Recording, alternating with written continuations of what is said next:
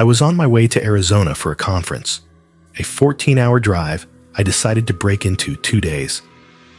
By hour 9, my eyes were heavy, and the road signs were starting to blur together. That's when I saw the sign, Desert Inn, vacancy, clean beds, cable TV. It looked worn out, like a motel from the 70s, a single neon sign flickering red. I pulled in, went to the front desk, and a middle-aged woman in a pale blue uniform greeted me. She barely looked up when I asked for a room. She handed me a brass key, not a card, and said, "Room 7, around the corner." When I got to room 7, the door creaked open. The room smelled like dust and stale air. The wallpaper was peeling, the bed creaked, and the TV was one of those big boxy ones with dials. But I was too tired to care. I collapsed on the bed, still in my jeans. Somewhere past midnight, I heard a knocking. Not on the door, on the wall. Tap, tap, tap. 3 slow, deliberate knocks from the wall behind the headboard. I froze. The room next to mine had been dark when I arrived. I told myself it could be plumbing, rats, whatever. I tried to sleep again, but then I heard breathing, heavy, slow breathing, inside the room. I shot up and flicked on the light. No one. The bathroom door was open, empty. Closet, empty. I didn't sleep after that. I waited until the first signs of dawn and rushed to check out. But the lobby was different. There was no woman, no desk, just a dusty old sofa and a vending machine that looked decades old. I wandered outside, confused, and found a man working on a truck nearby.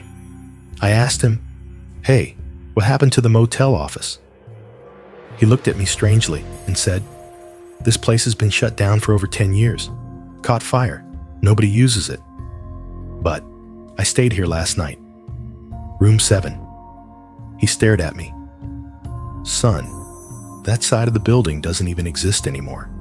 It collapsed during the fire." I turned around and looked, and he was right.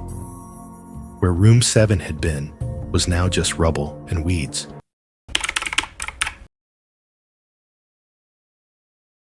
Last winter, I booked an Airbnb in a small town outside Asheville. I wanted peace, no phone service, no distractions, just writing, snow, and silence. The place was a rustic cabin, cozy, charming, but cold. The owner had left me a note saying the heating took time and warned not to use the old mirror in the hallway because it was loose in the frame. Odd, but okay. On my second night, it snowed heavily. I was reading on the couch when I noticed something strange. The hallway mirror. It caught my attention. From the corner of my eye, I thought I saw a movement, like someone walking past it. But I was alone. I went over, looked into it. My reflection stared back. Normal. Then I turned off the lights to head to bed, and the reflection stayed. I walked away, but in the mirror, I didn't. My reflection just stood there, staring forward, unmoving. I flicked the lights back on, and it was back to normal. I didn't sleep that night. The next day, I covered the mirror with a towel. That night, while I was lying in bed, I heard something fall. I got up, walked to the hallway. The towel had slipped off the mirror, and my reflection, it was already there, waiting, standing directly in front of the glass, as if it had never left. I leaned in slowly, trembling. Then the reflection, it smiled. I grabbed my stuff and left in the snow, driving 5 hours home with a blanket over my lap and adrenaline in my chest. A few days later, I messaged the Airbnb host asking about the mirror. She replied simply, "You're not the first guest to ask about that mirror. I've tried throwing it out. It always comes back."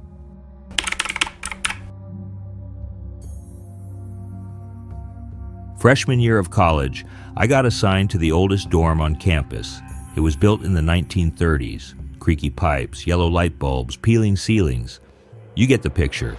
My roommate, Evan, was chill, quiet, into weird books. We weren't best friends, but we got along fine, until October. That's when he started screaming in his sleep. At first it was mumbling, whimpers, then full-blown blood-curdling screams, like someone being tortured, every night, around 3:12 a.m. The first time it happened, I shook him awake. He looked disoriented. "Bad dream," he said. No big deal, but it kept happening, every single night. Sometimes he would say things in his sleep, words that didn't make sense. "Red hands, under the floor. She's listening." I started recording him on my phone. One night I played it back, and his voice wasn't alone. There was whispering, female, low and fast. I couldn't understand the words, but it didn't sound like static or noise. I played it for Evan. He turned pale and said, "I think it's the room." He showed me something I'd never noticed. Under his bed, scratched into the wood floor, "She sings beneath." We did some digging in the library archives. In 1979, a girl named Charlotte had jumped from the dorm window in our room. Students claimed she talked about hearing singing under the floorboards. That night, we didn't sleep. We kept the lights on. At 3:12 a.m., the pipes groaned. And then we heard it, a soft melodic humming coming from under the floor. Evan moved out the next week. I tried to switch rooms, but they were full, so I started sleeping in the library or staying with friends. Sometimes I still hear that tune when I close my eyes. It's slow, sad, and it always starts around 3:12.